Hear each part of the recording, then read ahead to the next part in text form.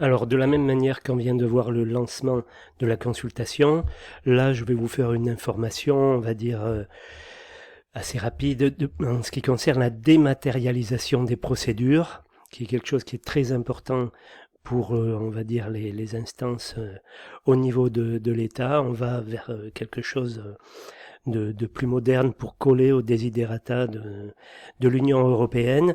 Donc je vous donne ce qu'il en est. Ensuite, en plus, c'est intéressant quand même à connaître, hein, il n'y a pas de souci à ce niveau-là.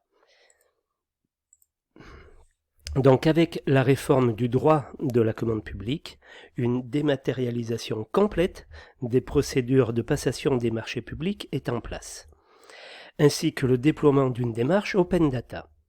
Signature électronique, facturation électronique et publication des données essentielles des marchés. Tout ça, c'est la démarche open data, dématérialisation complète du dossier. Donc, définition de la dématérialisation.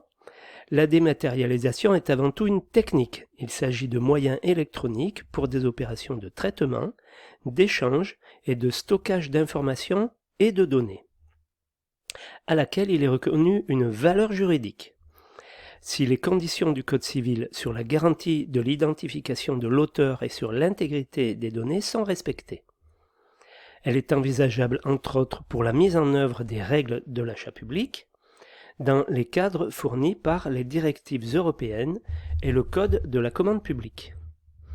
Avantage attendu de la dématérialisation, on peut recenser un accès plus facile au marché public, un gain de temps, un niveau de sécurité lié au certificat de signature électronique, une réduction des coûts de fonctionnement, impression, frais postaux, etc. Conditions de validité des écrits électroniques. Le Code civil donne la même force probante à l'écrit sur support électronique qu'à l'écrit sur support papier.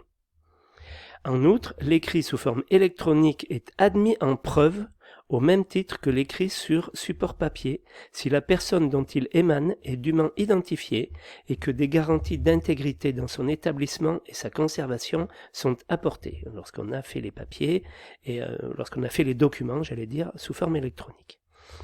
Ainsi, la Cour de cassation retient la validité de SMS dans des affaires de harcèlement et le Conseil d'État vient de tenir compte de courriel dans une de ses décisions. Donc, comme je vous disais, bientôt, par email, on pourra notifier donc à une entreprise qu'elle a le marché.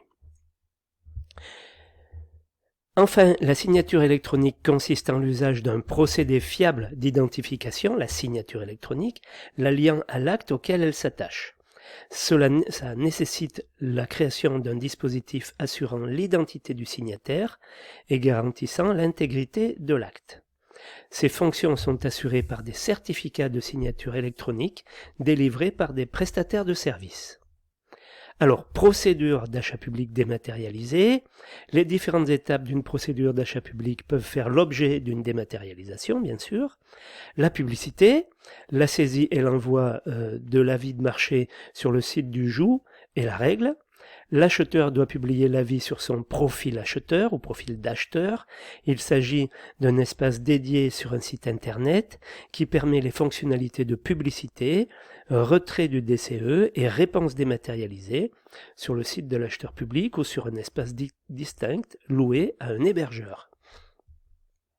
Les documents de consultation, si le retrait du DCE par téléchargement est possible depuis quelques années, possibilité largement exploitée dans le secteur de la construction, la publication systématique des documents de la consultation sur le profil d'acheteur de la personne publique est obligatoire. Réponse des candidats, candidatures et offres. Les opérateurs économiques doivent remettre une offre électronique et constituée de sous-dossiers, l'un pour la candidature, l'autre pour l'offre. Déjà à la base, donc il fait un répertoire. Dans ce répertoire, il y a deux répertoires, un candidature et l'autre offre. Les candidats signent leur offre électroniquement et adressent par les voies habituelles une copie de sauvegarde sur un support papier ou un support physique électronique. CD, DVD-ROM, clé USB par exemple, ou autre. qui sera examiné en cas de problème avec l'envoi électronique, au cas où il y a un virus ou un fichier endommagé par exemple. Suite de la procédure, là, il est également possible de dématérialiser les actes consécutifs à la réponse électronique, la demande de précision ou de complément sur l'offre, la mise au point du marché, l'information des candidats évincés, la notification du marché à l'attributaire. Les enchères électroniques, bon, ça c'est à part, ça concerne des trucs à part. Cette procédure de sélection des offres réalisée par voie électronique et permettant aux candidats de réviser leur prix à la baisse et de modifier éventuellement d'autres éléments quantifiables de leur proposition n'est utilisable que pour les marchés de fourniture. Bon, donc ça ne concerne pas nous en travaux. Elle est donc interdite pour les marchés publics de travaux et de prestations intellectuelles, genre tout ce qui est fait en maîtrise d'œuvre. Voilà. D'ailleurs, certains maîtres d'ouvrage privés utilisent les enchères électroniques pour des marchés de travaux de technicité usuelle, VRD, de zones de stationnement commercial ou autres, mais pas pour des travaux de construction.